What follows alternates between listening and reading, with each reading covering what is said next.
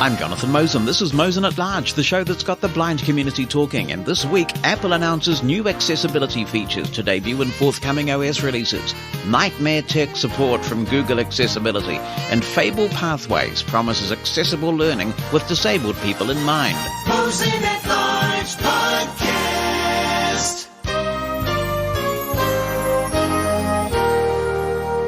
Last Thursday was Global Accessibility Awareness Day. This happens on the third Thursday of every May, and it's done so for about 11 years, I believe it is now.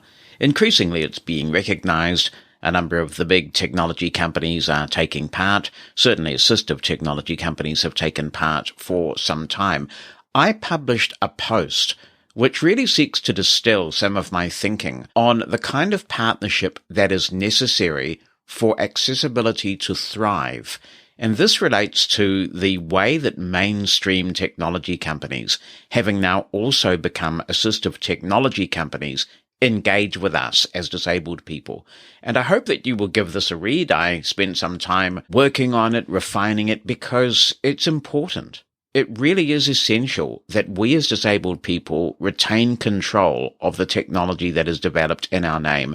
Nothing about us without us is a mantra of the disability sector, and it's just as important in technology as it is everywhere else. So I hope you'll take a look at the article. You can find it at mosen.org/GAAD 2022. That's mosen.org/GAAD 2022. And for last year's Global Accessibility Awareness Day, Apple spilled the beans about new accessibility features in the forthcoming versions of iOS, macOS, and watchOS. And at the time, I expressed the hope that this would become a regular occurrence. Well, it looks like it has, because once again, we have heard about new accessibility features in forthcoming Apple OS releases in conjunction with Global Accessibility Awareness Day. So this means that disabled people become the first each year to get official confirmation from Apple of upcoming features in their operating systems, even before the big WWDC reveal. And doesn't it feel good to be first for a change? Congratulations and thanks to Apple for doing this. First, let's take a look at iPhone. You will know from time to time on this show that we get questions about the best iPhone to buy given a specific use case that the contributor describes. And I've often made the point that if you can manage the extra financial outlay, it is worth getting an iPhone with LiDAR, not necessarily because of what it offers today, but because of what it promises to offer potentially in future. And bingo, here we go. Since the arrival of LiDAR on iPhone 12 Pro and iPhone 12 Pro Max, there have been some kind of useful features available to blind people. If you're trying to maintain physical distancing in this era of the pandemic, then the people detection feature might be helpful. But I think what we have seen to date has largely been more of a proof of concept. That all changes with iOS 16 as door detection comes to LiDAR-capable devices. At the moment, they include the iPhone 12 and 13 Pro and Pro Max devices. It will be interesting to see if LiDAR is extended to cheaper iPhones in the new range, but I seriously doubt that that will be the case.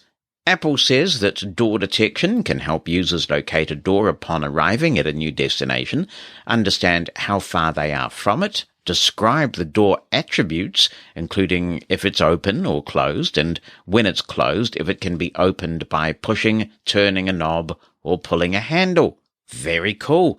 Door detection can also read signs and symbols around the door, like the room number at an office or the presence of an accessible entrance symbol. To make this happen, Apple's leveraging several of its technologies, including LiDAR and cameras and on-device machine learning.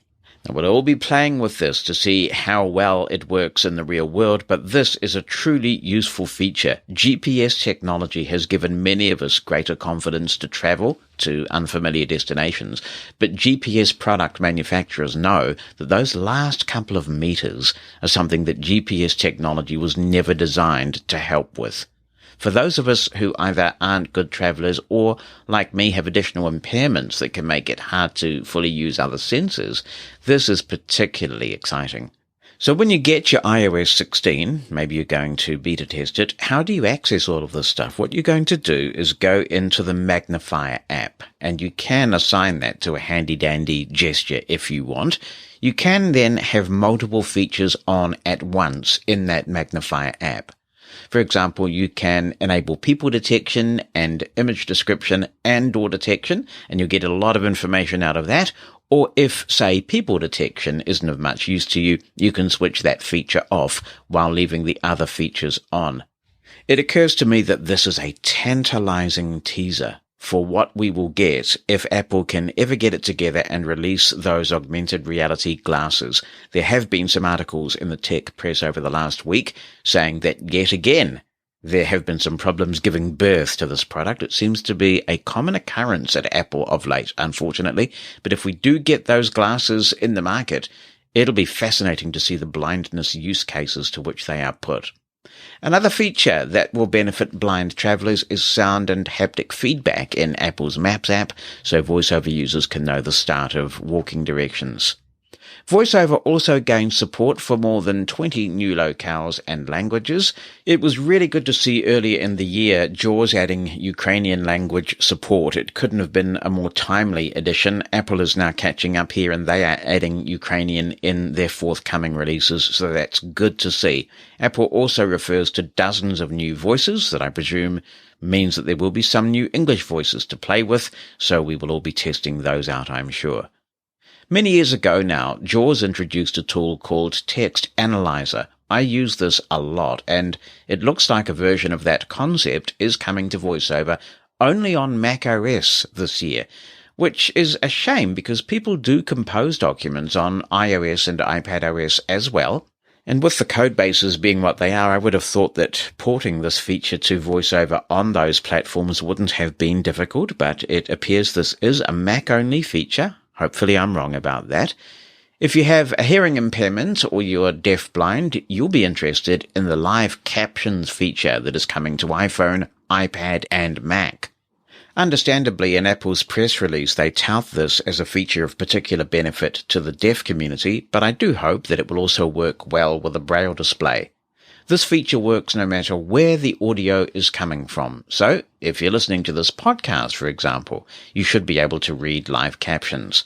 If you're on a FaceTime call, it works there as well. If you're talking with people in the same environment, like we used to before the pandemic, face-to-face and all that old-fashioned stuff, that is going to work as well. It sounds similar to the captions feature that was recently announced for Windows. So we'll see what the quality is like and how many languages and dialects are supported. I suppose it could be said that there aren't that many new accessibility features this year if this is the sum total of what we're getting, but I think it's also true to say that they are high-impact features for those groups who are going to use them. They seem to me to be good quality features, and that beats quantity any day of the week in my view. Hey, Jonathan, it's Mike Fair, and I've certainly listened to the accessibility announcements from Apple. I guess now we're in the Global Accessibility Awareness Day phase, and we'll be hit with a bunch of them. We can't access the collection yet. It's Wednesday as I'm recording this, and that's a day before the 19th. So this stuff hasn't quite popped up in North America yet. I'm looking forward to seeing what they push this year in terms of apps that are accessible and the stories about apps that are accessible. I do like some of the new features they've announced. Certainly the voiceover, the new voices are great. There's always room for more variety in English voices. Better quality there is always good. Ukrainian, I'm glad to see that was one of the languages listed. There's been some discussion of Persian. I didn't see that in the official Apple list, or I guess Arabic really, but I'm not sure whether that's been improved somehow or added, but I have seen some interest in that possibility. So that's great. The more languages voiceover can work in, the better, I think. I mean, some of the other things I'd be interested to see in Apple Books, whether it's all visual or whether anything has changed or will change in the accessibility of that app. I used to have problems reading books where it would skip over chunks and things like that. I tend to use Kindle these days, but it'd be interesting to see if they really do improve Apple Books considerably with the next iOS. This LiDAR stuff is above my affordability at this point. But as they add more features like this, I mean, it might get to the point where it just makes infinite sense to spend that extra money to get those features. It just takes a kind of critical mass, I think, that maybe we're inching towards. So that'll be interesting as well to see what people make of that. Looking forward to all the accessibility announcements coming on Global Accessibility Awareness Day. And I do have to say, I agree with your entry where you're talking about how quality control is just key to this. We have to get to a point where just the basics are guaranteed to work, and you're not going to worry when you get another update that suddenly you won't be able to use Braille or make phone calls or things like that. So hopefully that's what's happening here. Thanks, Mike. And of course, Mike will be part of our panel for the post-WWDC keynote podcast special that we will be publishing on the 6th of June, right after the WWDC keynote. Interesting to hear your comments about Apple Books, Mike. That is my platform of choice. If a book's available on Kindle and if it's available on Apple Books, I will choose Apple Books every time. Not so much because of any accessibility considerations, because in my experience, they're both equally as good with accessibility. I've been fortunate not to have seen what you have in terms of things skipping. I just like the purchasing experience. And in a way, that does reward Apple for its bad behavior there, where it wants to take a cut from Amazon Kindle purchases, and that's why you can't purchase in-app in Kindle for iOS. So the principled decision would definitely be not rewarding Apple's behavior by doing it, but it is just so easy. You know, you make the purchase, you show your face-to-face ID, it's done, you've got your book. Holger writes in and says, regarding new features in iOS 16, every time Apple focuses on accessibility, we just get several nice features, and VO still has not been updated. Bugs continue to affect the iPhone, especially for those who use Braille Bluetooth writers. If I recall, it took almost a year for Apple to fix the bugs with Braille. Apple need to address the issue with reporting bugs and addressing the bugs. Unless iOS 16 focuses on stability and bugs, nice features don't help. I have been blind for a long time and have no issues finding doors. That is a nice feature, but I prefer that Apple focuses on making VoiceOver stable and addressing bugs. Why is it that every year we just say nice things when Apple throws us a juicy bone? We pay over $1,000 for a phone or PC or any other Apple device. Thank you, Holger. I mean, fundamentally, I agree with everything you say, and that's why on this podcast, I try to point out the good and the not so good. We've given plenty of airtime to iOS bugs that have taken far too long to be fixed, and I agree, it simply isn't acceptable, and I talk about this at some length in that article that you can read at mosen.org/GAAD 2022.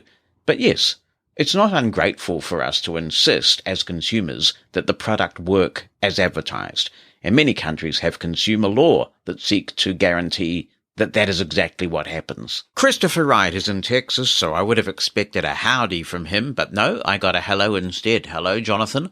I was pleased to discover Apple is adding the text checker feature to VoiceOver in macOS. Perhaps this is the start of more innovation and better support on the Mac. It sounds like this feature is intended to behave like the JAWS text analyzer feature. Hopefully, this also means VoiceOver is better about providing good formatting information in documents as well. If this continues and Apple demonstrates the Mac is just as a priority for VoiceOver users as iOS, I wouldn't hesitate to jump back into the ecosystem with the new ARM devices. There's lots to love about the ecosystem in general, but VoiceOver neglect spoils the experience in my view. As for the door detection feature, I unfortunately won't be able to take advantage of this on my iPhone 11 and won't be getting a Pro iPhone. It's unfortunate we have to pay even more to have the privilege to use these features. I hope Apple will add LiDAR support to all iPhones at some point down the road, particularly if they continue to make extensive use of it. iOS used to be great because the fragmentation wasn't really an issue, but it sadly seems to be getting more and more common. Hey, Jonathan, it's Dennis. I'm calling about the Braille support that is going to be in TalkBack. If Google does what they say what it appears they're going to do, It's another half-baked job by Google. To not support the HID protocol and the new displays, if that's true, it's really a shame. It's another half-baked job by Google, and it explains why Apple is tops as far as accessibility. Does Apple have issues? Yes, but at least Apple listens to the feedback of its users. Well, I can't help but agree with you after the experience that I've had this week, Dennis. As mentioned in last week's episode 178, there was much rejoicing when Google announced that they would be integrating Braille into TalkBack for Android 13. But for many of us who have Braille displays, new Braille displays in fact, that exclusively support the HID Braille standard, this rejoicing was short-lived, as APH stated publicly that they had been told by Google that Bluetooth HID Braille displays weren't going to be supported. Well, not that I doubted APH, they are a credible source, but the journalist in me wanted to hear this direct from Google, and most important, I wanted to understand why. The low-key approach is best if you can pull it off, so first I tried a couple of unofficial back channels which didn't yield the results I was wanting, so then I turned my attention to the official ones. Google operates an accessibility support account on Twitter. Given the significance of the Braille announcement they made, and the fact that Google took the time to publish a YouTube video about it, I felt sure that the team operating that Twitter account would have been equipped with information that allowed them to answer questions about it. So I fired up my Twitter client and I sent the following to Google on Twitter. It is exciting to see Braille finally coming to TalkBack. Congratulations and thank you. But a manufacturer of Braille displays using the HID standard which Google helped develop and agreed to implement says HID displays aren't supported in TalkBack in Android 13. Could you please advise if this is correct? If these displays are not supported, it will lock many Braille users out. And if it is correct, why are these devices not being supported when Google committed to backing the HID standard? Thank you, I politely concluded. If you take a look at the replies on the timeline of the Google Access account, you won't be surprised that I received the following reply, which is very common. Thanks for reaching out. If possible, please contact our Google Disability Support team through email, chat or phone to discuss further so we can further troubleshoot and escalate to the appropriate team. Others sought answers similarly. To give you just one example, Anya Kelly Costello sent the following tweet to the Mosen At Large Twitter account and to Google Access. Does this mean if you connect over USB-C, the HID displays like Mantis and Brilliant will work? Now, for the record, I believe that the answer to that question is yes. Google Access replied as follows. Hello there. We love hearing new ideas. Please submit yours in our feedback form. Thanks. I suspect that this is simply a bot. It's becoming increasingly difficult to tell these days with auto responses becoming more sophisticated, but it must be a bot, surely. Now, if we were talking about good social media practice, what we would have seen is a human reading these tweets, escalating them to the right people, noting to the right people that monitoring of social media confirms there is a bit of potentially brand-damaging chatter going on about this, and inviting a product manager to comment. That's how to handle this sort of thing properly, like you care. But anyway, it is what it is, so I went to Google's website as instructed, and through it sent the following to its accessibility team as instructed by the social media person/bot.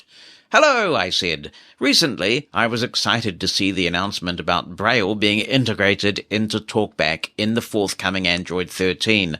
This will be very welcome. Congratulations, and thanks to Google for doing this. Like an increasing number of people, I use a Braille display which has adopted the HID Human Interface Device standard for Braille displays. This standard was devised by a committee comprising significant players in the assistive technology industry and mainstream computing industry, including Google. When implemented, HID has benefits for both manufacturers and consumers, because Braille devices can be plug and play. To date, Bluetooth Braille displays that use HID haven't been compatible with BrailleBack, meaning I can't use my display with Android unless I use it with USB, which is inconvenient. It was my hope that, with new Braille support built into TalkBack, HID Braille displays would be supported fully, including via Bluetooth. However, APH has said on a public email list that they filed a ticket and have been told that it is not something Google is planning on working on at the moment. If this is true, you can imagine how gutted many people are feeling that they have bought a device using the latest technology in good faith, only to find that Google won't support it. Could you please advise if it is correct that Bluetooth HID Braille displays will not be supported with TalkBack's new Braille support? If this is correct, why is this the case, given that Google was a member of the group which devised the standard and committed to its implementation? Is this a technical or political decision? If technical, what is the nature of the limitation? Is there any estimate regarding when HID Braille devices will be fully supported? Finally, I am the host of Mosen At Large, one of the most listened to podcasts in the blind community. There is considerable interest in this subject from my audience, and if a Google representative, such as the TalkBack product manager, would be willing to record an interview with me on this issue, I would be delighted to do it. Thanks very much for your help. Well, I got a prompt acknowledgement of receipt of my inquiry, and then a follow-up from someone who said they would investigate the matter and get back to me. Eventually, the investigation yielded the following extraordinary email. Hi, Jonathan. I am, name redacted, from the Google Disability Support team. I understand that you want to use a Bluetooth Braille display that uses HID with Braille back. I would require some more information in order to provide you with the best/appropriate resolution in this case. Could you please help me with the details below? Which phone are you using? Which Android version are you using? Which TalkBack version are you currently using? Can you tell me the build number and the Android security update? Can you confirm the Android Accessibility Suite version? I would appreciate it if you can also share the information about the external devices you are using. Looking forward to anticipation. With kind regards. So, clearly, they either hadn't read my original inquiry at all, and they used some sort of algorithm to extract a couple of keywords to send the right canned response to basically kick this to the curb, or we have a major language barrier here. So I wrote back and I said, you understand incorrectly. I am inquiring about TalkBack in Android 13, yet to be released. Please refer to the original email. It was very clear, the question that I was asking. So I got another reply, and it said this. Thank you for your email with the clarification about your concern. I would like to inform you that we do not have any information about the available features in upcoming Android version 13. Whenever this information will be available for the public, you will be able to find it on our official website. You can also visit official blog Accessibility to receive updates on accessibility features. However, if you want, we can raise a request on your behalf to review your concern to the appropriate team. If you have any other questions about accessibility and assistive technology within Google products, let me know, and I'll be happy to help you further. I wrote back with the following. Yes, please. I would like this question answered, as would the large audience of my podcast on whose behalf I am asking. Thank you. 24 hours later, I received the following reply. Hello, Jonathan. Thanks for your email. I understand that you want me to raise your request to the appropriate team to review further. I would require some more information for the same. Could you please help me with the details below? Which phone are you using? Which Android version are you using? Which TalkBack version are you currently using? Can you tell me the build number of the Android security update? Can you confirm the Android Accessibility Suite version? I would appreciate it if you can also share the information about the external devices you are using. Looking forward to anticipation with kind regards. Sound familiar? It should, because it's an exact duplicate with the exception of the opening sentence of the message I received a few days before. By this stage, I have been on this for a week trying to get an answer to this question. I have written back with the following. Hello. At this point, I wish to record my considerable frustration and deep dissatisfaction with this support experience and ask that this please be handed to a supervisor. My question is a very straightforward one, and I request the answer to it. Please escalate this matter. Thank you.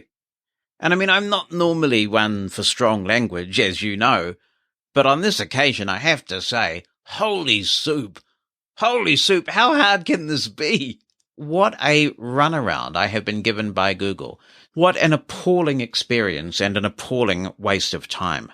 Now, Hank Abmer has given me some very interesting information on Twitter.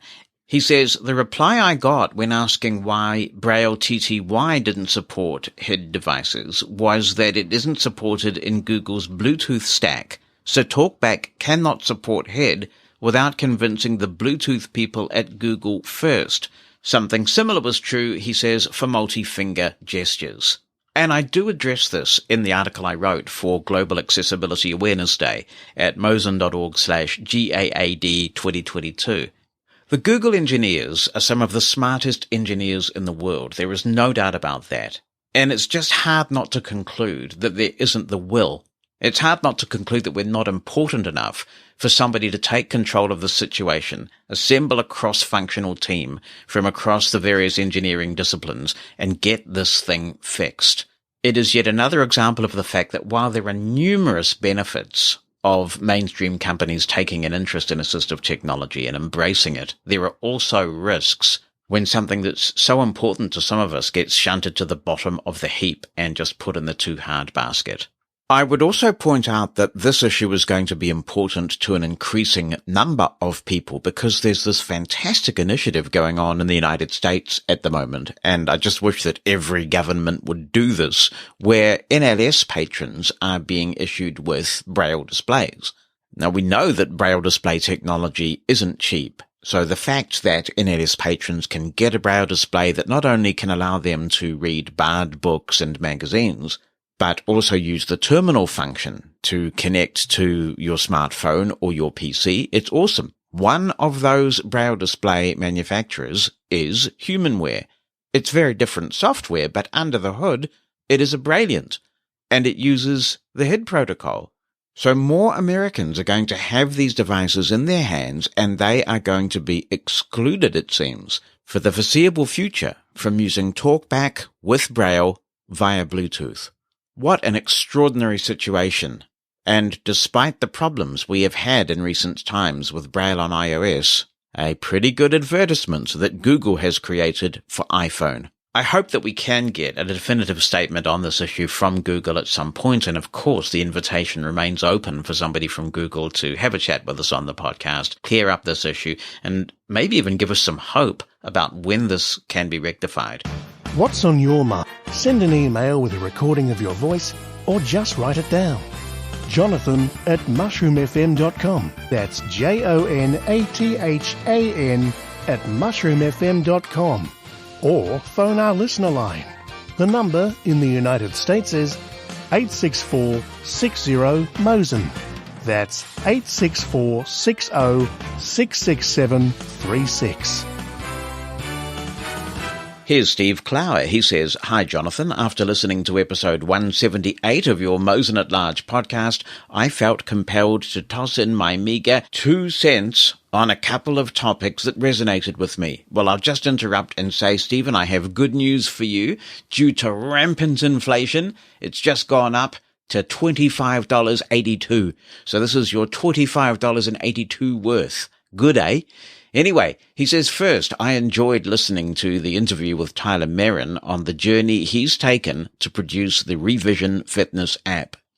A few years ago, I was struggling to make ends meet at my previous place of employment, and the combination of multi-hour commutes on public transit, constant stress of the work itself, and our knife-edge financial situation added up to a version of myself that was constantly exhausted, unhappy, and very unhealthy.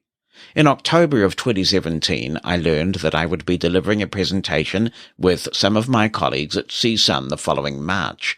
At the time of learning this news, I was extremely overweight and out of shape, and apart from not wanting to be seen in public in such a poor condition, I didn't want my appearance to reflect badly on my employer.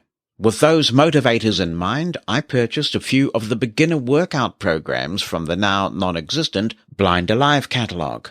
I'm embarrassed to admit that even these routines were challenging, though, owing to my size at the time, perhaps that isn't too surprising. Even so, I kept at it, simultaneously changed my diet, and slowly but surely started dropping some weight and getting stronger. A few months later, I stepped it up a few notches and began tackling the advanced workout programs. By the time CSUN rolled around, I had dropped 60 pounds and was in fair shape, certainly enough to take long hikes through airports and participate in physical activities that would have exhausted me just a few months earlier. I dropped another 90 pounds over the following 6 months and have kept nearly all of it off ever since. With my weight finally back under control, I vowed to never miss a day of exercise again, and for over 4 years at this point, I've held myself accountable to that commitment. I was sad when Mel closed down Blind Alive at the end of 2019. The workout programs she and her team assembled are still part of my daily exercise routine. I'm sure I've plateaued in some respects, but sticking to them has allowed me to, at a minimum, maintain my current levels of strength, muscle tone, and endurance. I discovered Revision Fitness a few weeks ago myself and have been working my way through the variety of programs Tyler has recorded. Combining a workout from Blind Alive and another from Revision Fitness regularly pushes me to the edge of physical exhaustion and has reintroduced soreness in muscles I'd forgotten about. I implore whomever is listening to never let life's circumstances interfere with your health. We, as blind consumers, have historically had few options in the way of accessible fitness programs. That's still largely true. But between the Blind Alive catalogue, which remains available for free streaming on YouTube, Revision Fitness, and augmented descriptions in Apple Fitness Plus, we finally have legitimate choices for high-quality, affordable exercise instruction. Now in my late 30s, I'm the healthiest and fittest version of me that I have ever been. I sincerely hope that some of your listeners will step out of their comfort zones and give these programs a try. They really can work if they put in the effort. I'll pause before I go on to Steve's second point and say just amen to all of that, Steve. It is amazing how much better you feel when you get your health under control. And it's one of those things that's actually really hard to articulate. People think, gosh, it's just hard work. I can't bring myself to go through these life changes. What's the point? You don't realize how bad you feel until you start to know what it's like to feel good.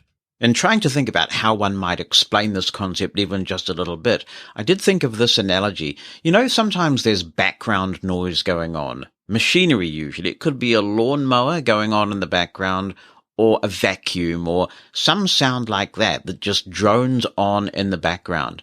And you become a bit desensitized to it. But suddenly it stops. The lawnmower stops. It's over. The vacuuming is over. And suddenly you get this amazing sense of peace, and you think, wow, it's so much better now that that noise has gone. And that's what it's like to start getting your health back. You realize, wow, I didn't realize how sluggish, how horrible I was feeling.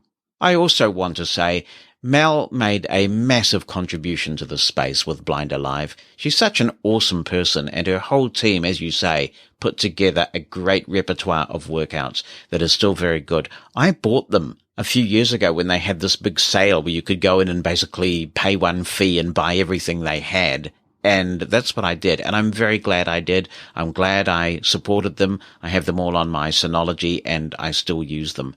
Let's go back to Steve's email. Second, I was also delighted to learn that Google will be including more robust Braille with an uppercase B display support in Android 13, and simultaneously dismayed to hear that they are deliberately balking on supporting the new head protocol. It is indeed difficult to get hold of anyone within Google regarding accessibility issues, and most of my attempts have failed. However, I do want to pass on a positive experience I had a few months ago. Google introduced a new way of adding a link to a docs file which can be live previewed by hovering your mouse over the linked text. Someone at my company used this extensively in a project planning file that was shared with our engineer team. Unfortunately, the feature was not at all keyboard accessible, and I had to perform some real docs acrobatics to track down the individual items linked in order to participate in that particular planning session. I expressed my frustration on social media and tagged the Google Docs team for good measure in hopes that someone might see it and correct the problem. Much to my surprise, a blind employee at Google who works with the Docs team did see my message and followed up with me about it. I sent him a sample document, he passed it along, and the issue was fixed within a few days of my having mentioned it. I will admit this is the only truly positive experience I've had interacting with Google in any capacity. Reaching a human on the TalkBack team and filing accessibility bugs against the Chromium browser engine have nearly always proved unfruitful. But the fact that I did reach someone within the organization gives me faint hope that our feedback is being received. I have made my opinions about the lack of head support known to them. I encourage others to pass along their feedback as well. Perhaps there is still time to effect a course correction on Google's part. Thanks for reading, and my best regards from the Midwestern US. Thanks, Steve. I concur with you, actually. I had a great experience with Google Docs, which I seldom use, but I did use it when I was a VP at IRA. There were some bugs, and I did point them out, and they actually did get resolved, and I had some sensible interactions. So whatever the secret sauce is at Google Docs, spread that love, spread that magic to the TalkBack team, and let's get this Braille issue fixed before Android 13 is released. Ray says, you asked if it's time for ACB and NFB to reunite. Reunited, and it feels so good. No, he says, so long as there is any of that old generation in the ACB which bears any hatred for any in the NFB, and so long as there is any of the generation in the NFB which bears any hatred towards the ACB, trust me, it ain't gonna happen. Not mind you that it makes any difference to me, but you see, I don't reckon that some of the older people of that generation would take to such an idea. Now, me personally, I don't think it's irresponsible for the hatred to be passed on from one generation to the other, no matter which side you're on. But, Jonathan, I somehow doubt you understand the true depth of the original hatred. It got very personal when it happened, such that family turned against family and many friendships broke up as a consequence. I'm not entirely sure that a joint convention at this time would work at all. If you've not attended one of the American blindness conventions and you're outside the United States, it really can be quite a transformative experience, and I've been asked to pass this on, and I'm happy to do that. This is all about the International Voices Contest that ACB is running. The American Council of the Blind's International Relations Committee is excited to launch our first annual International Voices Contest. This opportunity will enable international guests to receive complimentary registration to our 2022 conference and convention. To be eligible, you must reside outside of the United States and its territories. To participate, kindly submit an audio recording of up to 10 minutes in length discussing your blindness-related experiences in your country, your message to the blindness community in the United States, and why you wish to attend the ACB convention. The top 5 contestants will receive complimentary registration, and the first place winner will have the opportunity to address a general session of the convention. Please submit your audio files to Maria Christic at maria.christic@gmail.com. I will spell that. That's Maria, M-A-R-I-A, and Christic is spelled K-R-I-S-T-I-C @gmail.com by no later than June the 8th. Decisions will be announced by June the 15th. We look forward to hearing your voice. I had a bit of a conversation about this just to get clarity about what's being offered here. ACB is offering registration for the convention. They're not going to fly you to the convention, which I think is in Omaha, Nebraska this year. Lots of good steak in Omaha, by the way. It's grain-fed, but it's still good steak. But the convention is a hybrid convention this year. It's both virtual and in person, and there'll be many people attending the convention virtually this year. So if you are chosen and you are the lucky person who addresses the convention, you can do all of that virtually. The registration will be paid for. If you want to fly to the United States and attend in person, you would have to cover the airfares and accommodation. So this is a good chance, if you're a bit strapped for cash, to make your case and potentially attend virtually the ACB convention and have a great experience. I remember attending the International Relations Committee meetings when I used to attend ACB conventions as part of my job. Pretty sure Oral Miller used to look after it in those days, and it's really worth attending. And obviously the chance for you to address the full convention, general session of ACB, is a really great opportunity for some lucky person. Back to the topic of jury service, and Michael Bernard is writing in and says, "Hello, Jonathan. I recently caught wind of podcast 177 regarding jury service and the blind, and wanted to put in my 2 bits worth.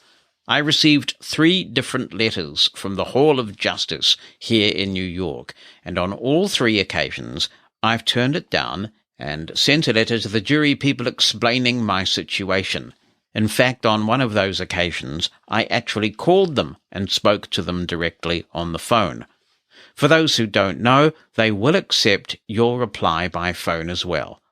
It's true that many people all across the world, both blind and sighted, have their own views on jury service. Ultimately, I believe that it is the individual choice of the citizen whether they go through with it or not. Some may tell you how wonderful their experience was. The last time my mom served on a case, she had served as an alternate juror. She told me that at the end of the case, the judge had given her and all the other jurors a piece of paper explaining about what jury service was, and had she encouraged the jurors to share the information with others as a way to encourage people to come forward and serve when asked. Personally, I feel that it's not the job of the average citizen to judge the fate of someone's freedom, or whether they should keep living or be put to death. When you do this, you're basically playing God. For example, if it's a murder trial, and part of the jury's job is to decide if the accused should live or be given the death penalty, if you take part in making the decision to put someone to death, to me, that's like picking up a gun and shooting the person yourself. The only difference is that the law is giving you permission to do so. Thanks for writing in, Mike, and this is a dilemma that is almost unique to the United States because, of course, in most countries the death penalty is now abolished, and so a jury never has to decide these things in any other country. So it sounds like the issues that you have with jury service are a matter of conscience, something like the position that some people take in terms of not wishing to fight in wars because they believe it's morally wrong. Matters of conscience are, of course, deeply held beliefs, and in my view should be respected if they are genuinely deeply held beliefs. It's not like you just don't want to bother. It's that you've given this considerable thought and you have an issue of conscience with it. And it's a bit of a different issue from questions of blind people serving on a jury. You're not arguing that as a blind person you should be exempt, or as a blind person you're not fit to serve on a jury. Your question is quite a different one, and a very interesting point that you raise. Hi, Jonathan. It's Julie Sutherland here in Adelaide. I just wanted to comment on your episode of jury service in 177 of your podcast. In August 2017, I was summoned to appear for jury duty in August for a month. And I believe I was the first totally blind person to be called up. And so I was able to have regular discussions with the jury manager about the cases that I would possibly be serving on, and had accommodations such as having things described to me available and having the ability to have OCR equipment to read text-to-speech software, printed documents. Although I wasn't selected to stand in a trial, it was a privilege to be able to go into the court and experience what having the jury numbers was like being called out. And this, I don't think, would have been possible had the legislation successfully not been changed in 2010 in South Australia. Julie on the Jury. Sounds like it could be a good name for a documentary had you served, but it sounds like they were more than willing to accommodate you. And this is the thing about jury service, isn't it? That you can be challenged without cause for a variety of reasons. But it's good to know that they were willing to make sure that had you been called up, you would have been given the tools you needed. That's encouraging. Thank you, Julie, for sharing the story. Jonathan Mosen, Mosen at Large Podcast. This email comes from Dawn, who says, "Hi, Jonathan. I love your show." Oh, thank you. "I'm a fairly recent listener," she says, "after finding out about your Mosen at Large podcast from Hadley. There was a link to an episode that you did on the Clubhouse app, listed as a resource for their Tech It Out discussion group." Well, that's good of Hadley to do that. I have a question in regards to your discussion about food delivery services and which one's the best. I'd like to know which menu app for iOS everyone likes best and why. I've been looking for one for years, ever since the app I used, called All Menus, went out of business. I liked being able to look at the menu either before going to a restaurant or when ordering online from one to know what they have and independently access the menu. I love this, especially for places that either didn't have a Braille menu with an uppercase B, or for places that I'd never been to before, so was unsure about whether they had a Braille menu. Unfortunately, due to living in a rural area, so rural that there's fields on 3 sides of my house, we don't have access to food delivery services. My dad is our food delivery service, says Dawn in Ohio. Great to hear from you, Dawn. Welcome to the podcast and welcome as a contributor. I hope we will hear from you regularly. This is a good question. We have a few apps in New Zealand, but that's not going to help you in Ohio.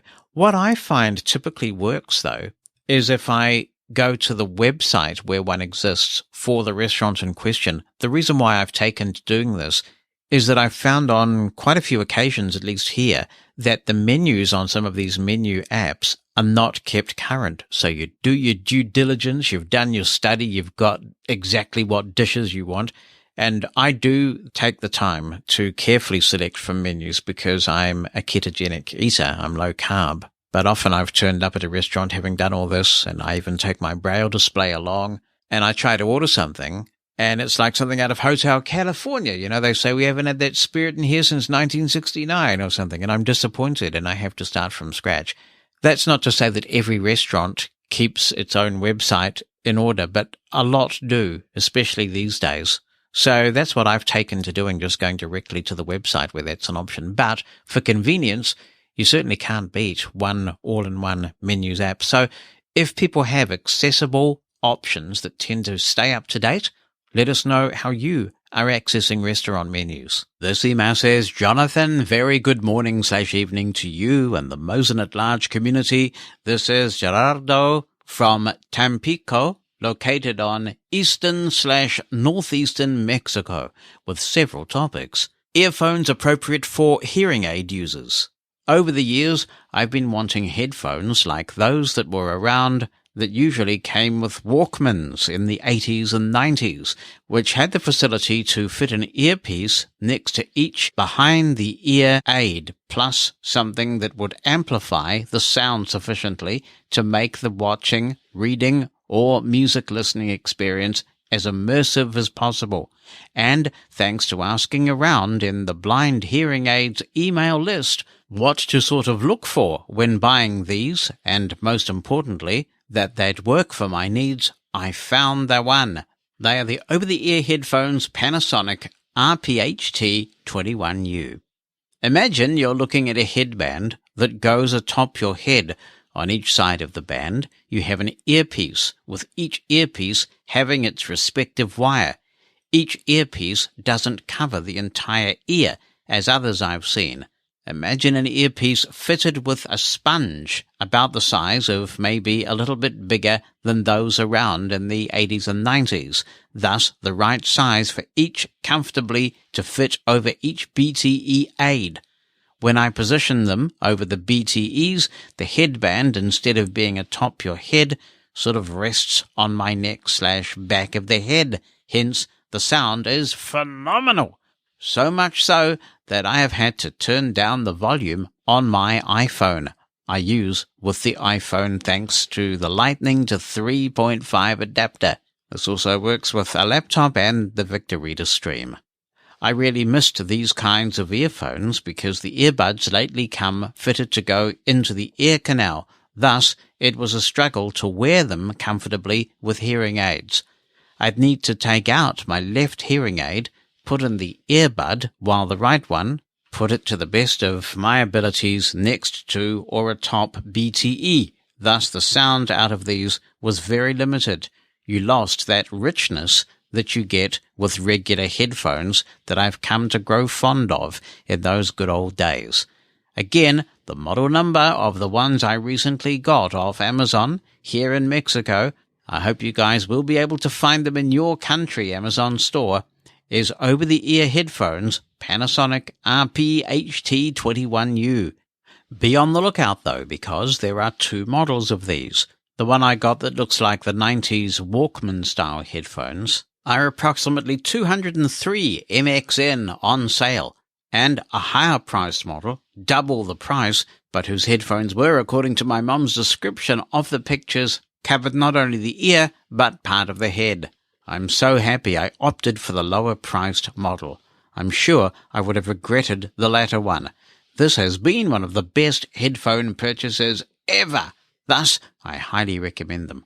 I was about to give up on ever finding appropriately designed headphones for us blind hearing aid users. Favorite video streaming service?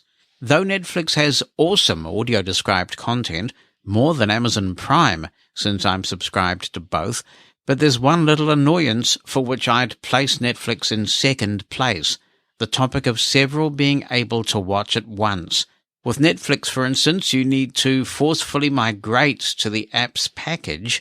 I've got the basic, which here in Mexico costs 139 MXN and only allows one device at a time, versus Amazon Prime Video at 93 MXN, but which allows up to, I believe, 3 devices at once. Also, another point towards Amazon Prime is that it works directly on my LG 43-inch UM7100 Smart TV, the 2019 model, whereas Netflix still isn't accessible directly on the TV, and the voice guide feature. So, if I want to watch something on Netflix via my Smart TV, I have to depend on the iPhone for this purpose. In summary, content and audio described-wise, Netflix would be number one, but in terms of accessibility for multi-device consumption and on LG smart TVs, Prime Video would be the top choice. Thanks for your contribution, Dorado.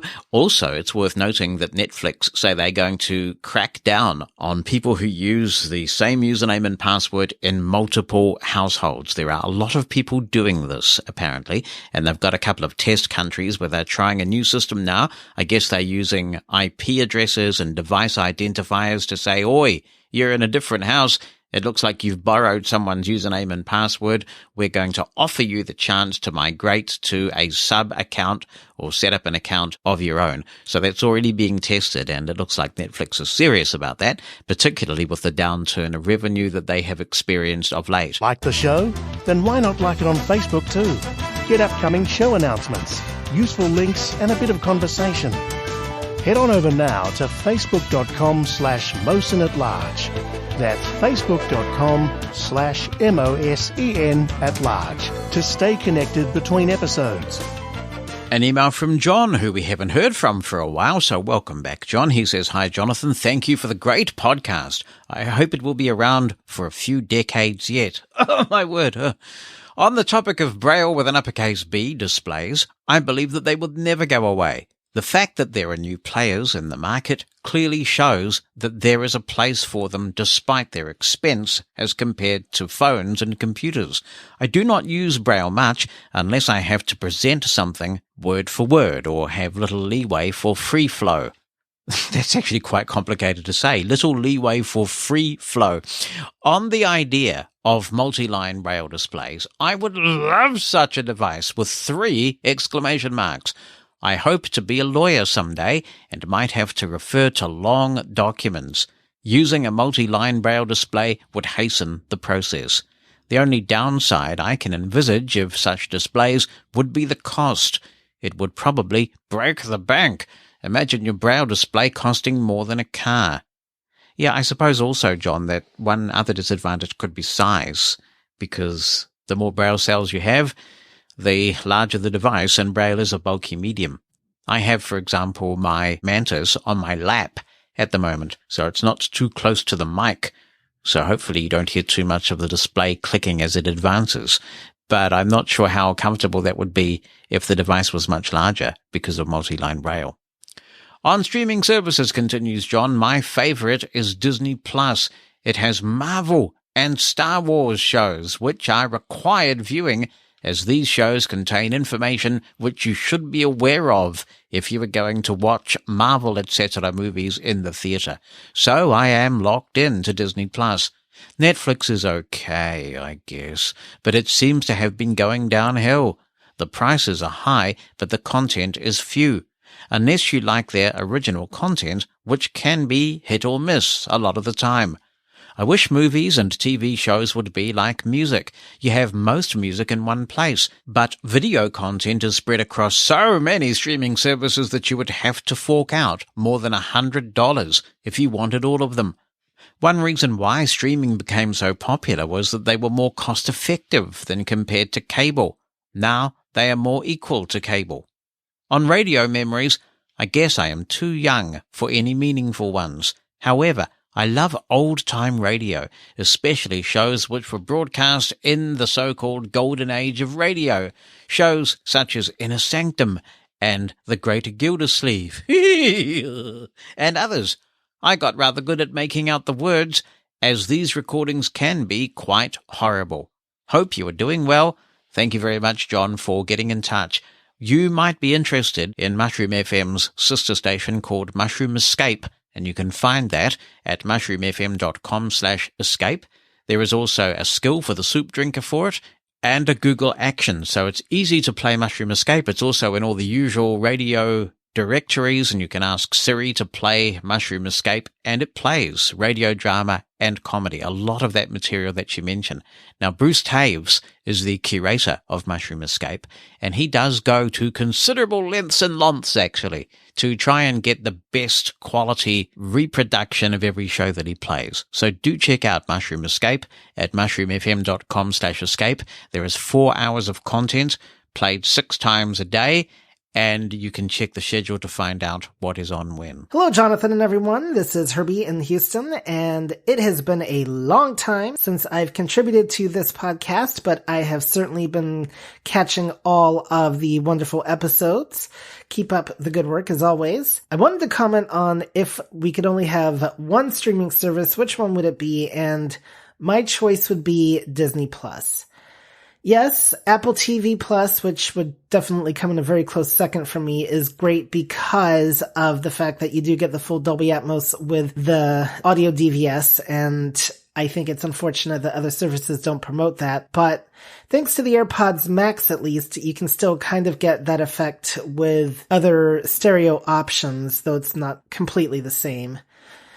But for me, the choice comes down to which service has the most content that I'd want, and Disney Plus wins out in that category for me. That is why I would choose them, and the stereo, at least, is better than what I've experienced on Paramount Plus, where the audio DVS option makes the whole movie soundtrack go to complete mono. So then you're stuck with 2 choices, either full stereo but not fully knowing what's happening, or mono audio and at least knowing what's happening. So that is a very painful choice, but that is the only way I can watch the later Star Trek episodes in DVS. Also, one of your listeners had asked about if they do a show on a station, how do they know it is legally copyrighted? Well, one thing you can always do with your show, at least, whether you're broadcasting with a station or you just want to do your own broadcast and share the show that way, there is a site Mixcloud.com. That's MIXCLOUD.com.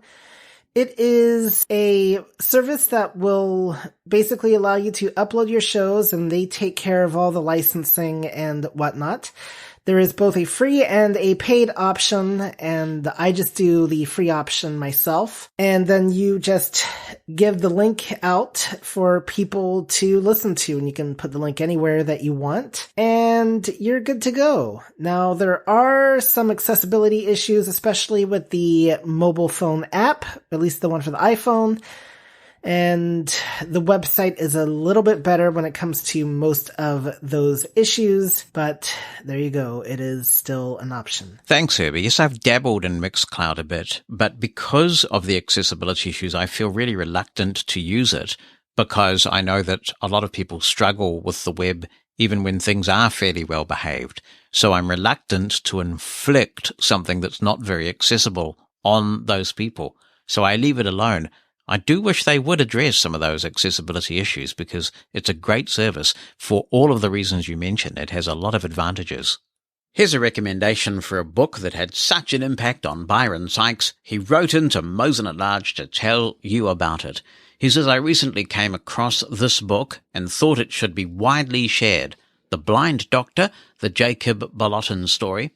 And I believe this must be an NLS number. It is DB64720, and it's also available in Braille as well. And Byron says, I knew about the award in his name, but not the incredible story behind it. Dr. Jacob Bolotin became the first blind doctor in this country in 1925, a heart and lung specialist. Byron says, of course, this is on Bard and should give the Marrakesh Treaty a good workout for those outside the United States. Thank you for passing this on, says Byron. To me, you are the 21st century equivalent. Well, thank you, Byron.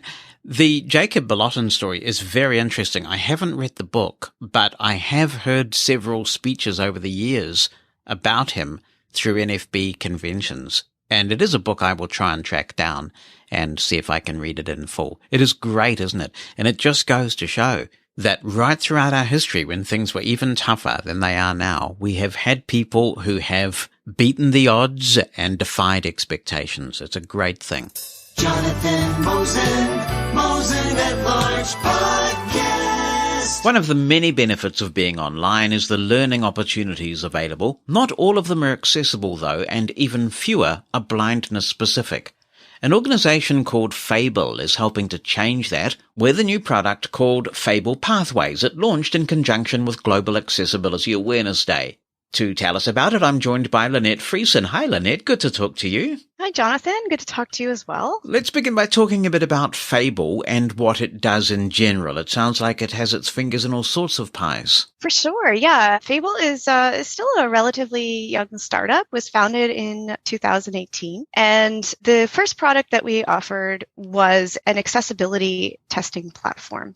So our mission is to help people with disabilities participate, contribute, and shape society. And the founders noticed that inaccessibility, especially for digital products, was a big deal. Lots of websites, lots of barriers, lots of things that people couldn't access. And so they started Fable and slowly started recruiting first screen reader users and then moved on to screen magnification and those people that use what we call alternative navigation devices. So those that may have physical disabilities and may use something like Dragon Naturally Speaking or head mouse or eye tracking software. And our testers are located in Canada and the US, and they test the digital products of our customers, could be on mobile or desktop platforms. And they contribute in all aspects of design. You know, you might have a product that is in beta and you want to build accessibility in from the ground up, or you might have products where maybe you have to go back and fix things. So all different phases that our testers contribute to. I suppose then that there is some frustration about the emergence of these companies that are saying, just give us some money and we'll give you a line of code and put it on your website and all your accessibility problems will magically disappear.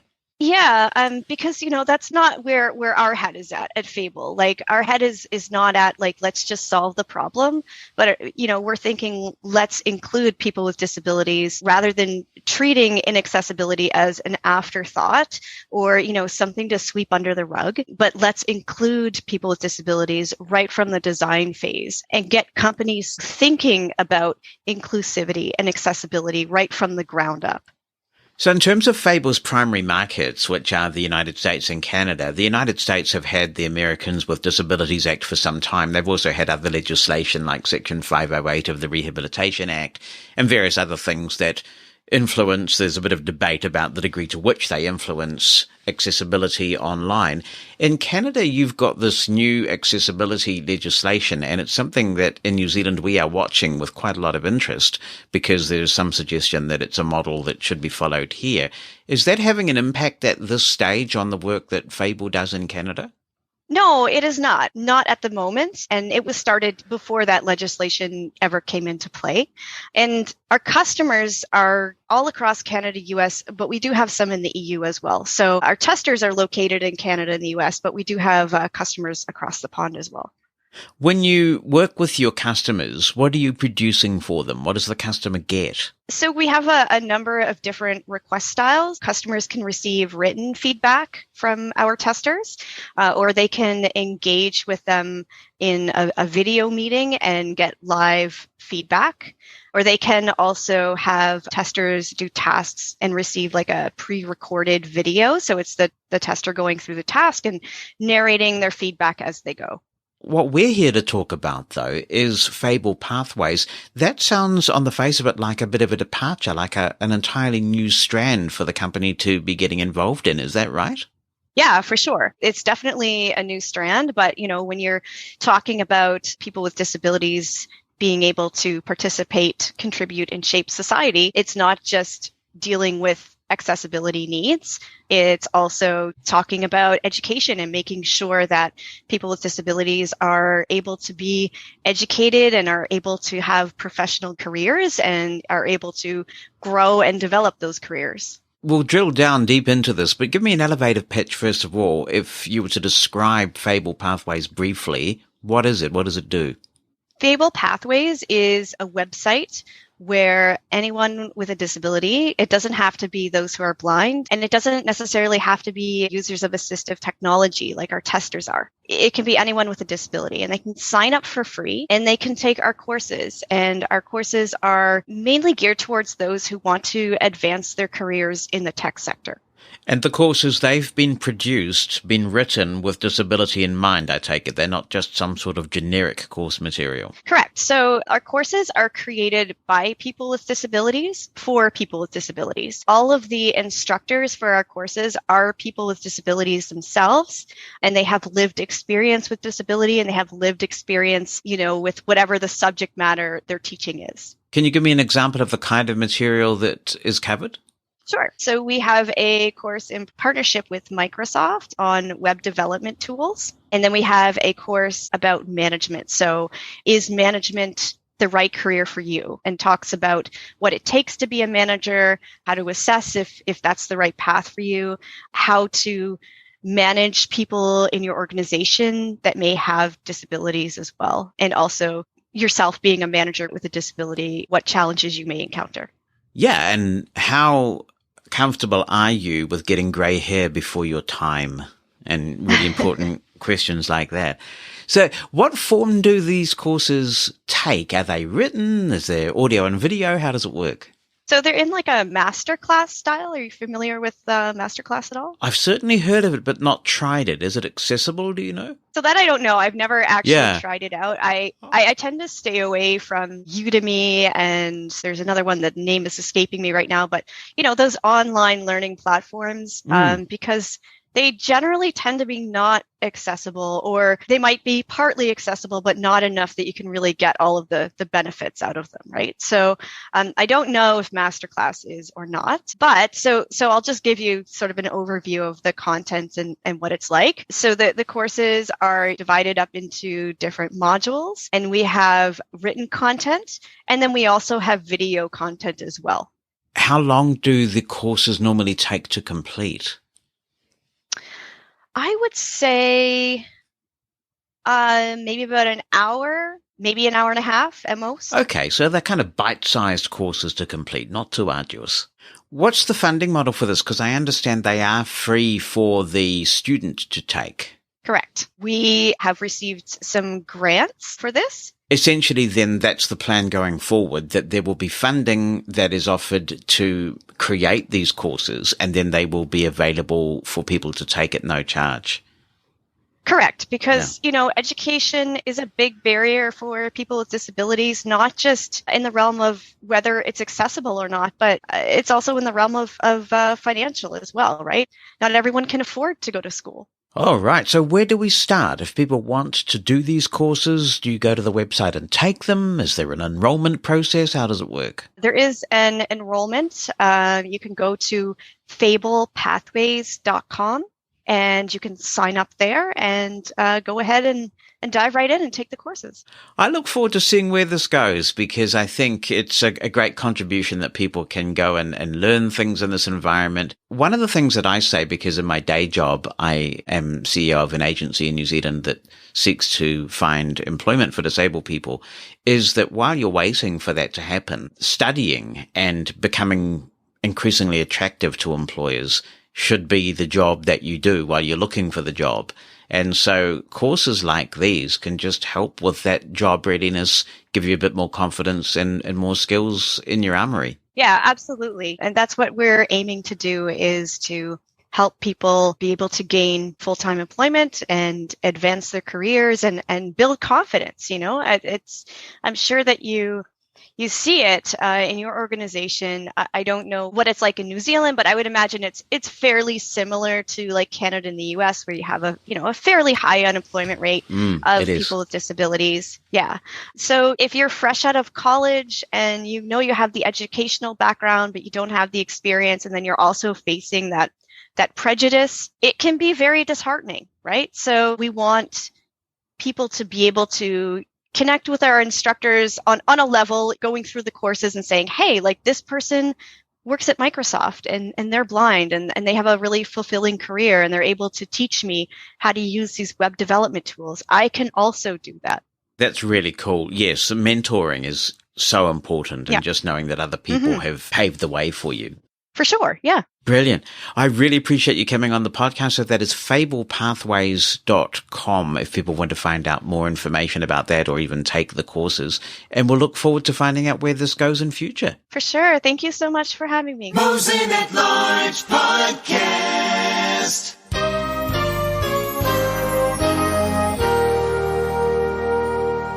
To Australia we go for our next email, which says, Hi, Jonathan from Dawn. I have a new iPad mini and I have books that a friend has sent to me via email. They are BRF files that are zip files. I was hoping to download them onto a memory stick and put them on my Mantis, but I don't know how to save and unzip them on my iPad mini. Is this possible? Thanks for writing in, Dawn. It should be possible because iPad does support zip files, so you would want to save those to the Files app. I believe you should be able to do that through the share option at the bottom of the email. Save those zip files to a folder somewhere in your Files app and then go into the Files app and unzip them. You will need to copy the files out of the zip files and then make the BRF files available in that same folder. That should just be a standard copy and paste process, I think, using the Files app.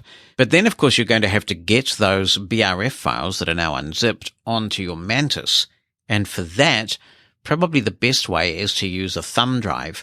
The iPad mini, at least the latest generation of it, has a USB-C port. Now, the thing is, the port for the thumb drive on the Mantis is USB-A. So what you may have to do is get a thumb drive that has USB-A on it, attach a dongle from USB-A to USB-C to the thumb drive so that it will then plug into your iPad mini, and you can then copy the files onto the thumb drive using the Files app on your iPad mini, and then take off the dongle so it's USB-A again, put it in the Mantis, and you should then be able to copy the files across. I guess this is one downside of the Mantis not having either an email client or any kind of cloud storage support at the moment. If it had Dropbox or OneDrive or something like that, you could just put them in some central point, but that's not possible right now. Hello, Jonathan, says Marissa. Related to Braille, I have been considering taking the Hadley course. I know grade 1 Braille. I know some grade 2. I struggle with reading Braille for a variety of reasons. The first of which is I grew up a large print reader. I was only given access to large print when I was younger. The second is I don't practice as often reading Braille as I probably should to increase my reading speed and accuracy. With that being said, I want your opinion, please. How do I not skip lines when reading in Braille? I know that it can be done because I've seen other people who read Braille that read line by line as you're supposed to. It's a really hard concept for me. Any thoughts and other suggestions would be appreciated. Marissa, that's a really good question, and it makes me realize that I'm a proficient Braille reader, but I'm not a Braille instructor. I find it quite hard to articulate my Braille reading technique, and it's just so second nature to me. I presume that if you are facing the difficulty of skipping Braille lines, then we're talking about reading from hard copy Braille. One option, if you have access to it, is maybe to use a Braille display, because it's only going to skip the line when you press the button to make it skip a line. So that could be a way. I think that you've probably hit the nail on the head when you talked about practice, that the more you practice, the more intuitive the spacing between lines becomes, and the less likely you are to skip lines. If anyone else has had this problem of perhaps not getting their finger spacing right so that they do skip Braille lines, how did you overcome it? I've heard so many stories, Marissa, from people who did not get access to Braille when they should have, and it breaks my heart because it has lifelong ramifications. Sometimes that's because of resourcing. Somebody seems to have enough vision to cope, and even though there's a likely prognosis that their vision will deteriorate and they may become a Braille reader later in life, it used to be, and hopefully things are better now, but it used to be the case for a while there, that the system would kick for touch and only give Braille to people who absolutely had no other choice. And there was a mindset back in the day that maybe Braille was going to be phased out. Some people thought that technology was going to make Braille obsolete, whereas in fact what's happened is that there was this wonderful, beautiful Braille renaissance that has gone on as a result of Braille, and more people are reading it than ever, and more products are available than ever, and that's a great thing. But it was almost like Braille was the last resort. I remember reading somewhere that one teacher put it this way: this child can read print, but this child has to read Braille. And that was the mindset that pervaded at least some parts of the blindness system some time ago. Hopefully, those days are gone for the most part. But the consequences of depriving people a means of true, functional, speedy literacy are immense for a person's lifetime. So good on you for thinking about taking it up seriously. And if anybody has any hints to answer the question that you pose, hopefully they will share it with us. Jonathan@mushroomfm.com is my email address. Attach an audio clip if you want your voice to be heard, or just write the email down. You can also call the listener line. In the United States, the number 864-60-MOSEN, 864-606-6736. We are seriously geeking out with Rebecca Skipper, and she says, have you used virtual machines on your Windows system to test new versions of Windows or applications in a safe environment away from your production machine? I found a version of XP on the Internet Archive website and quickly realized that about the only thing I like about XP now are the startup sounds. I miss Outlook Express, though. I'm going to try Chrome OS Flex in VMware Player. I would like to install Windows 7, 10, or 11 in VMware Player 16, but I can't get Windows 7 or 11 to work. There are things I miss about previous operating systems. In the case of XP, there were programs that I worked on that you can't use in Windows 10 or 11, such as Virtual Pencil. I'd forgotten all about Virtual Pencil. Or Virtual Algebra from Henter Joyce. Actually, that was from a company called Henter Math. After Ted Henter left Henter Joyce and it then became Freedom Scientific and he exited, he created this new company called Henter Math. He and his daughter Emily were working on that. She says, I miss some aspects of the old days. Ah, Rebecca, well, when we're old, we'll go dancing in the dark, walking through the park and reminiscing. In the meantime, I got a follow-up from her. She says, well, I could not get the virtual version of Chrome's FlexOS to work, but I was able to get Accessible Coconut for Linux to start. Virtual machines might be a perfect solution for disability centres with limited budgets. Are there other accessible virtual machines that I can try in VMware Player? Well, you've got the bug now, Rebecca, you've got the bug. It's not something that I have done other than when I had a Mac. I used to run Windows in VMware Fusion. This was an Intel-based Mac, because there were just things that were so much better to do in Windows than Mac OS.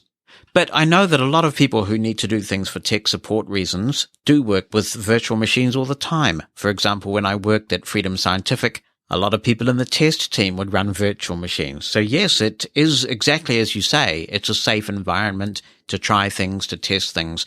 And if you break things, then you don't take the whole computer down. One of the things I really did like about running a virtual machine on the Mac with Windows in it is that you could back up that virtual machine regularly.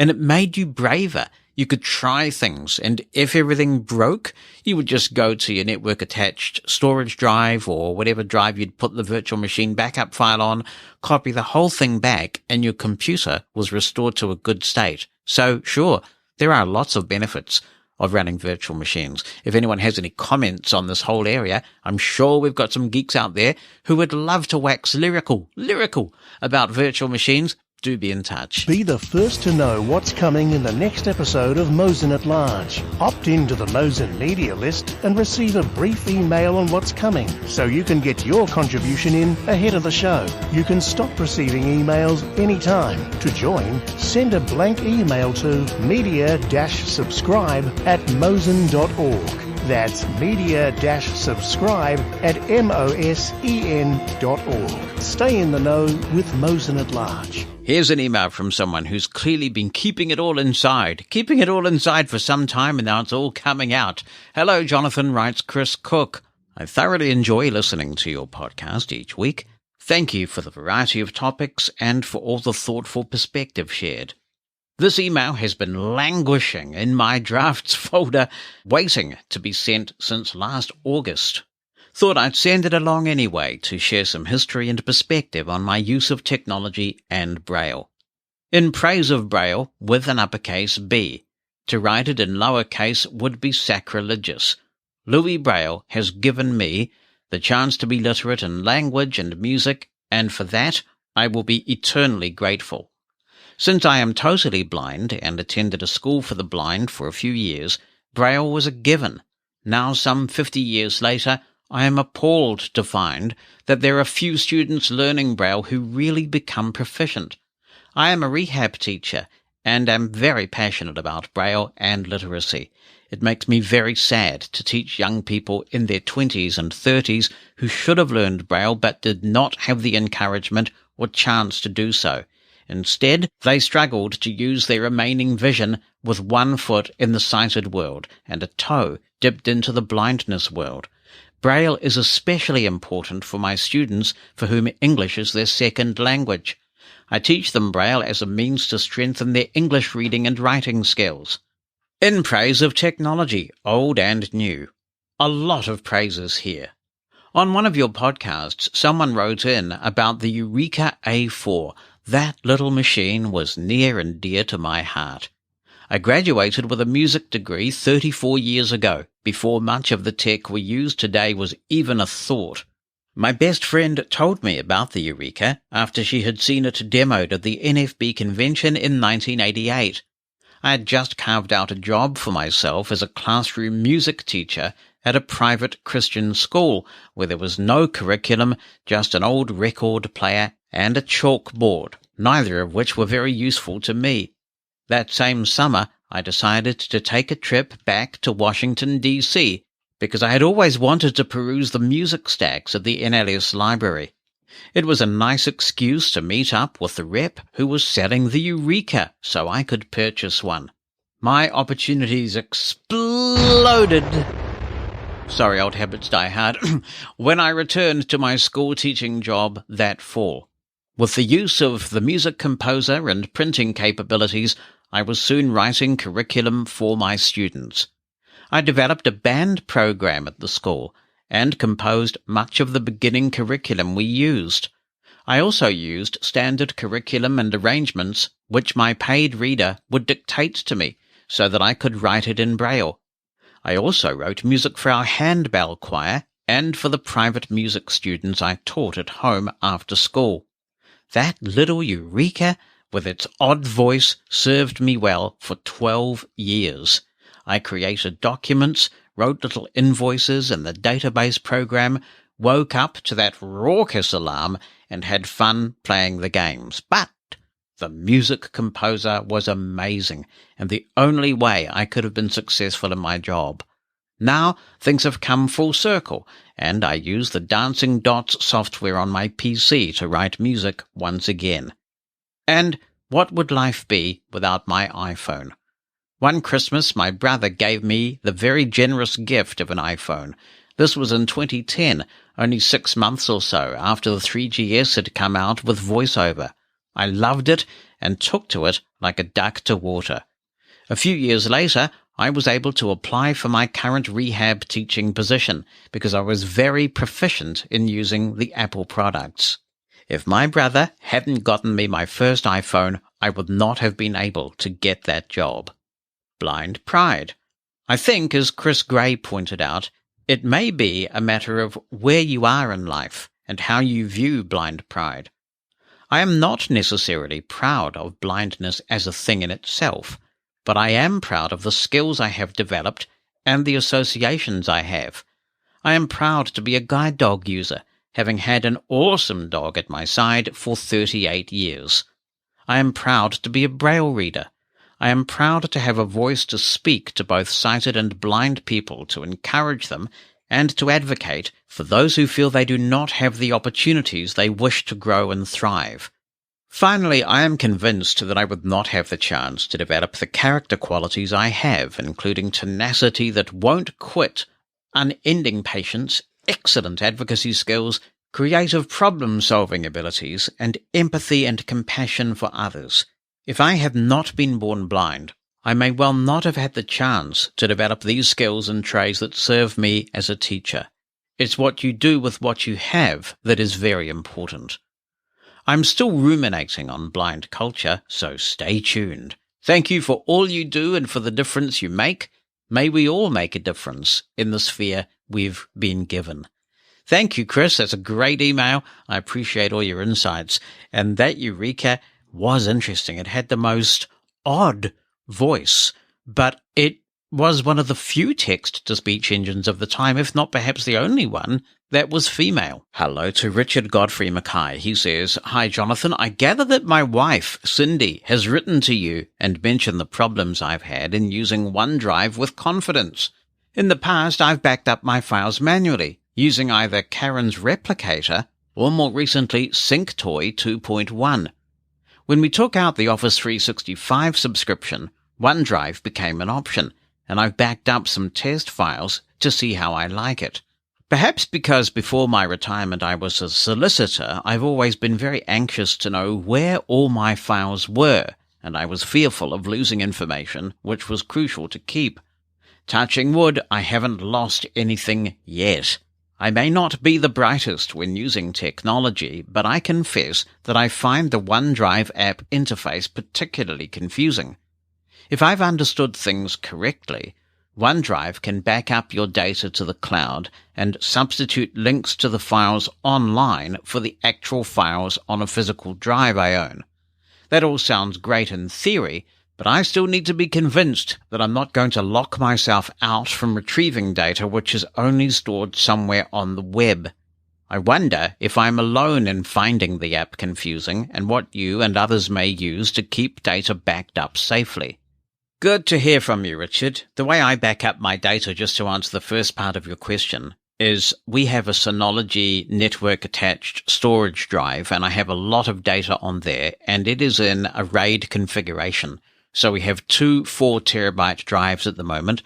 That's the maximum I think that my current Synology can accommodate. And I'm going to have to update that eventually. But right now, two 4 terabyte drives work okay. They copy each other. That means that if one drive dies, I can swap the drive out and the good drive will copy back again. That then begs the question, well, what happens in a really horrible scenario and you have a house fire or something happens, something is stolen, what happens then? I'm backing up my Synology NAS to a mixture of OneDrive and Dropbox at the moment because I have a lot of capacity on both options. And the Synology NAS has a series of apps that you can configure to back up to various services, like your consumer cloud storage and also professional backup services. So I do have full off-site backups of all of my stuff. I do also back up the Mushroom FM computer to that Synology NAS using the Windows 7 backup tool that is still built into Windows 10, and I think it has survived and remains in Windows 11 as well. So that creates a disk image that backs up every week to the Synology, because if anyone's listened to Mushroom FM, you know that we've taken a lot of care over the way that everything sounds, how music blends into each other. I would hate to have to start all over again, so I back that up to the Synology NAS as well. I do use Dropbox predominantly, but like you, I have what I think is now called Microsoft 365, so I have lots of OneDrive storage as well. And that's great because it means that all of my documents, the files that I work with regularly, including all my Reaper projects, are available on any computer that I might use. I think broadly speaking, there are two ways that you might use a cloud storage service like OneDrive or Dropbox. You can now get OneDrive, Dropbox, and I guess for that matter, Google Drive and iCloud storage plans that could well exceed the capacity of people's physical hard drives. For example, you could easily get a 2 terabyte Dropbox plan, but you may only have a 512 gigabyte hard drive. What do you do in a situation like that? Well, what you can do is store files in the cloud, and they look like they're available to you in File Explorer. They're in the cloud, so when you access a file in some way, it's magically pulled down from the cloud for you to work with. You then have a temporary local copy, and that's synced back to the cloud. As you've identified, there are two issues there. One is that it does require some trust. I don't blame you for not just inherently trusting technology. That seems like a very wise strategy to me. I keep telling people that the reason why I'm so suspicious of technology is that I've played such a part in developing quite a bit of it. When you know how the sausage is made, you know how flaky technology can sometimes be. So I get why you're careful about your files. If you want to, you can still keep everything locally on your computer. This is only one way to work. And if you've got the capacity to keep everything on your computer as well as keeping it in the cloud, you can absolutely do that. And I guess the way then to verify that everything's being backed up is that when you run the OneDrive client and you check it in the system tray, you will get any warnings in the icon. It will tell you, for example, if there were files that couldn't be synced. You can also right-click on that icon in the system tray, and it will show you recent files that have been uploaded. So if you've made a change to a document of some kind, you should be able to get assurance that it has uploaded to OneDrive and it has been synced. You can also go into the OneDrive preferences or settings and look at each folder. And with each folder, you can decide whether a full copy of that folder is stored on your local hard drive or not. I prefer to work this way. I've bought a lot of storage locally on my computers that I use, so I have no problem with keeping a local copy of everything. I don't like the latency that these cloud services introduce when you start storing things in the cloud. So I go in there and I tell OneDrive and Dropbox for that matter that I want everything stored locally. I don't just want a link or a shortcut pointing to those files. So if you prefer to work with it that way, and it gives you peace of mind, you can configure OneDrive to work that way. You can also log into the OneDrive website, or if you have a smartphone, you can log into the OneDrive app on your smartphone and verify that the files are there. If you can see them on the web and you can see them on your smartphone, then clearly they have synced. I hope that's of some help. Mosen at Large Podcast. This email comes from Wenwei, who says, "Hello, Jonathan. I hope this email finds you well. I just started listening to Mosen at Large earlier this year on the strength of a friend's recommendation. I have been able to learn so much just by having your podcast playing in the background as I do various household tasks and go on runs. Thank you so much for providing this space where we can all productively discuss different perspectives on blindness-related issues, and in the process learn from each other. I wanted to briefly share my thoughts on improving my Braille with an uppercase B reading speed and accuracy. I was fortunate enough to have access to Braille displays on loan, courtesy of an organisation in my state. It had been several years since I had Braille, so the initial reacquaintance took a lot of time. I struggled to read even basic sentences fluently. Some time passed, and I only used the Braille displays casually, just to read text and short emails. While practicing my Braille, I realized that I needed to make time to improve my Braille fluency if I ever wanted Braille to be a viable tool for work and pleasure. I did a lot of research into the pedagogy of Braille literacy.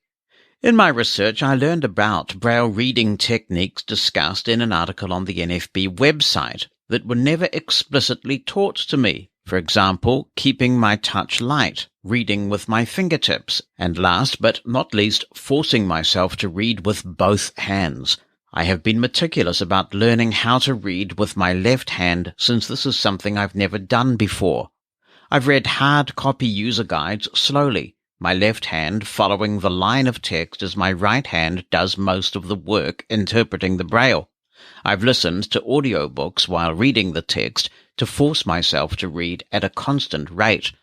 I've read grocery lists with my left hand on my Versa slate, and I've read books that my 10-year-old niece asked me to read. Thanks to a suggestion on Twitter, I also started angling the Braille display so that the line subtly slopes upward as I read, a position that has greatly facilitated efficient left-hand reading. I can now do a lot of skimming with my left hand without constantly thinking about how unnatural it feels. I have not yet grasped this two-handed reading technique where both hands read a line of text independent of each other and somehow meet in the middle.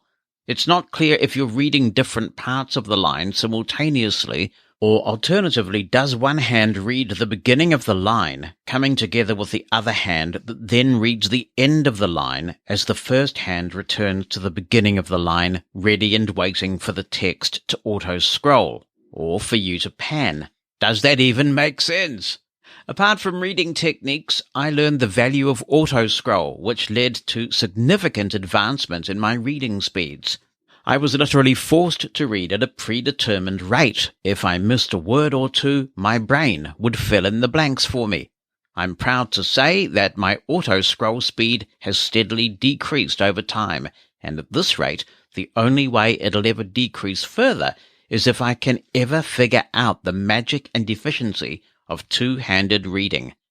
Interestingly, I much prefer turning on auto-scrolling when reading on 20-cell displays for extended reading.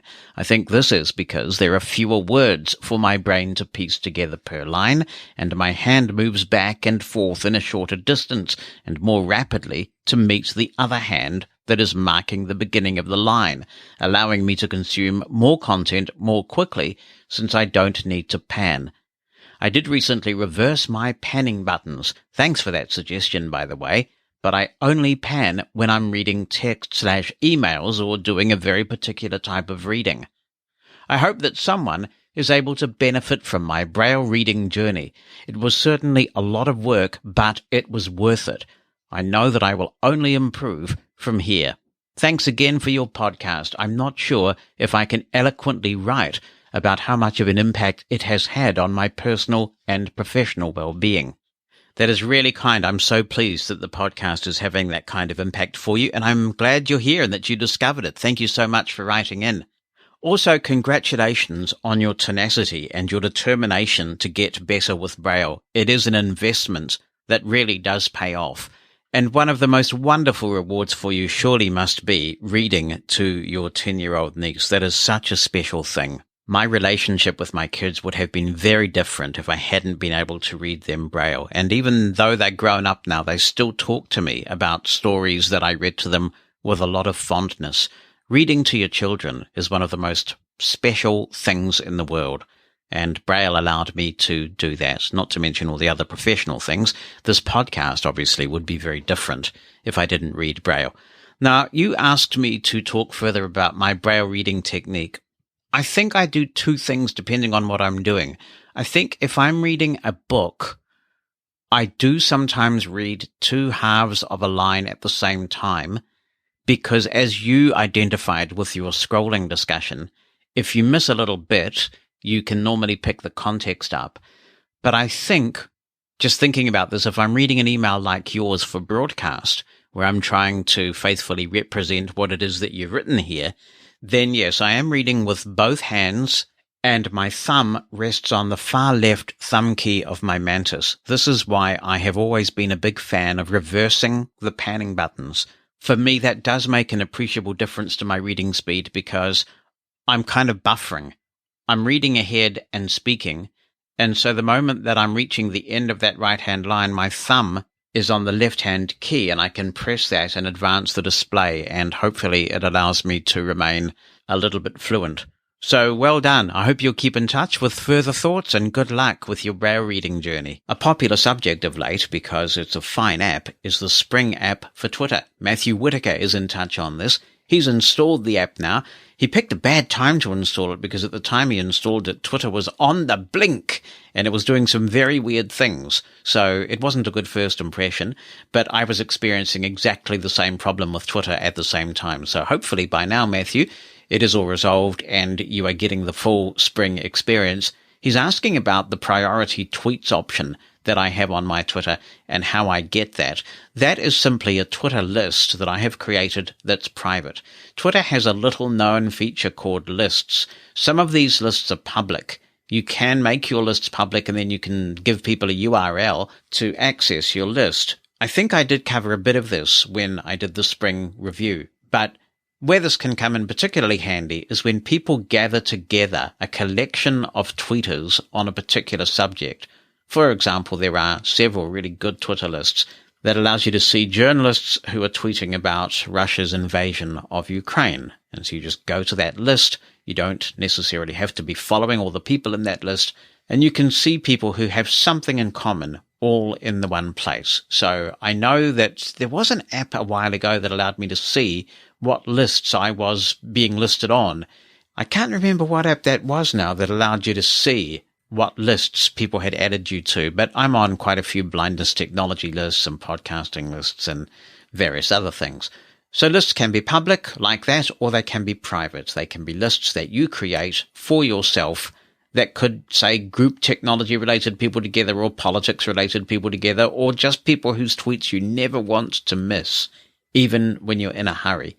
And that's why I created my priority tweets list a long time ago now, because sometimes I just don't have time for the full Twitter experience, but there are people whose tweets are so important to me that I never want to miss a single one, and that's one way of taking care of that. So do check out the lists options in Spring. They are comprehensive. You can also go through your list of followers or people that you are following and choose to add them to a list. So there are a couple of ways to create lists in Spring. It's very encouraging to see the developer continuing not just to enhance the app, but to add specific accessibility features. Even since I recorded that review, and it wasn't that long ago now, there is a new section of the settings specifically for accessibility. There are a bunch of voiceover features there in terms of the way that things are done. For example, if you prefer to press return to send a tweet rather than command return, you can now do that.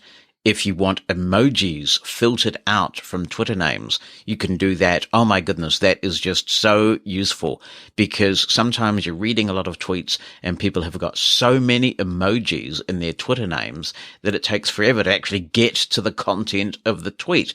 So now you can filter them out of the display name, but you don't have to turn emojis off in VoiceOver altogether, because sometimes it can be really useful to see those emojis in a tweet. And there are a bunch of others as well. So it's great to see that Spring is being so actively developed and with meaningful new features.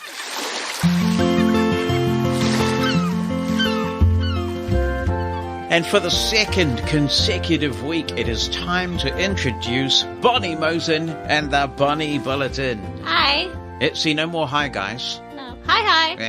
Hi. Welcome back. Hi. I am in the dog box. Why? Do they say that in America? Dog house. Dog house in America. See, here it's the dog box. I'm in the dog house because we are now recording this Bonnie Bolotin for the second time. I sit here day in, day out. I play with the Reaper. And on this particular occasion, I think it's the first time I've ever done it, I forgot to arm Bonnie's track. Oh, dear. So when I went to play the Bonnie Bolotin back, you could hear me very clearly, but Bonnie was way off mic because I hadn't armed her track, which is assigned to her microphone. What a nit.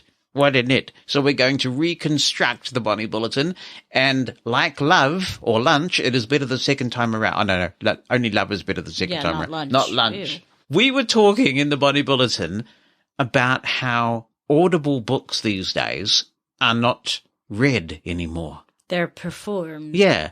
Is it every company that does that, or is it just certain companies that when you hear the beginning of an Audible book, they say performed by? I think it's all of them, because there's actually, if you can rate the book, you rate the performance of the book. Yeah. Do you like that? I mean, they've become more dramatizations. Don't, because sometimes now, a lot of times you have multiple narrators, because obviously there's multiple people in the book.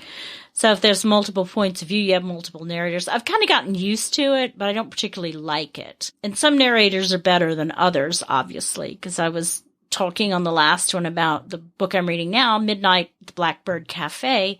The one in which I forgot to arm the track, you mean? Yeah, yes. By Heather Weber. Heather who? Weber. Heather Weber. Heather S. Weber. And it's nice. It's just a sweet book. And, there's different narrators. And there's one of the narrators when this little kid who's about 2 shows up named Ollie.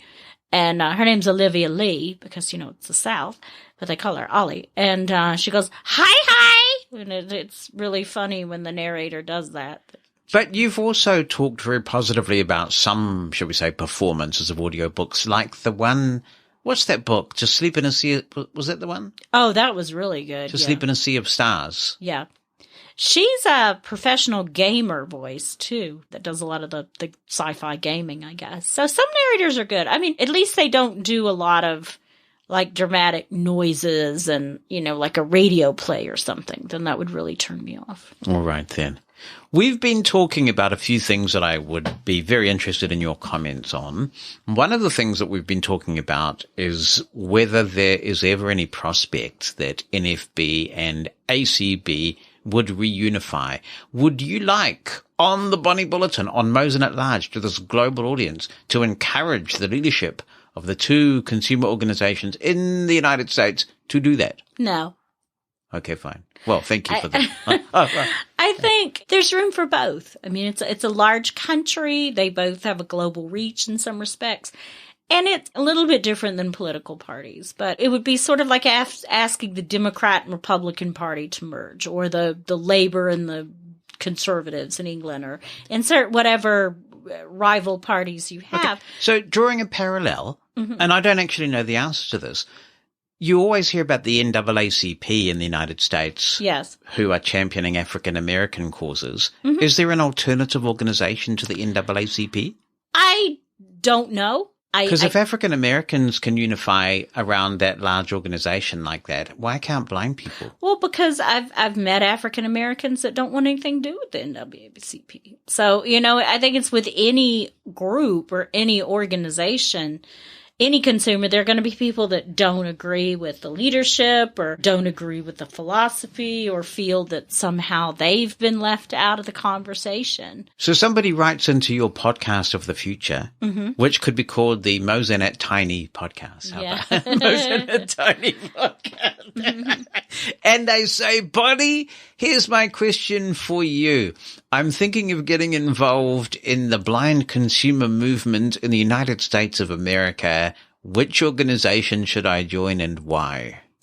Oh, I think you need to do your research. You need to visit them and see which one, because both of them, even though they're working for ultimately the same goal, they go about it differently.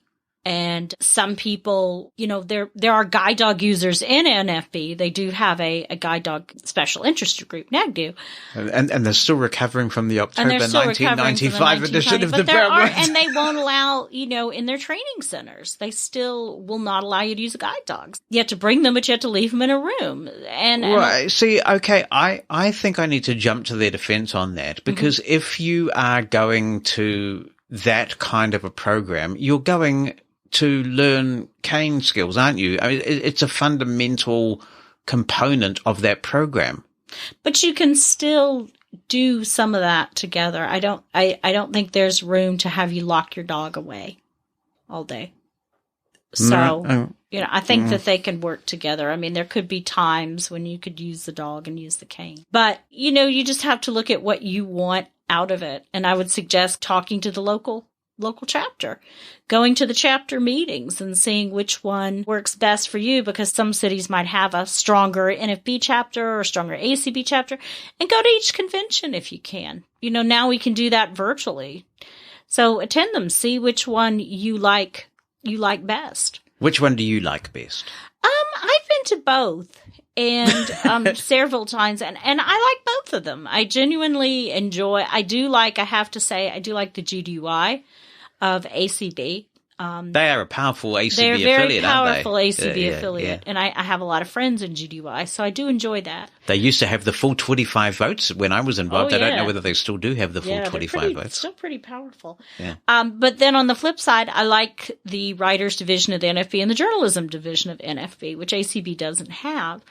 And I do find that when I attended my first NFB convention 99 in Atlanta, I found that I met a lot more professional people there. I mean, not that there weren't professional people in ACB, but a lot of people that were working in different fields. And they certainly have a very strong youth group, taking a very strong interest in children, which I think is important. And I remember the second NFB convention I went to, which was also in Atlanta, when I was getting on the elevator and seeing a bunch of these little kids with some teacher, parent, it is amazing, something, isn't it? chaperone, and their little canes, trotting along. And something very special about and that. One of them they got excited about the dog, because the guide dog, and one of the mothers said, well, if you don't use your cane correctly, you're not going to get one when you grow up. So, but they do scavenger hunts around the hotel, and they very work with kids from a young age to teach them how to self-advocate. And I've done a lot of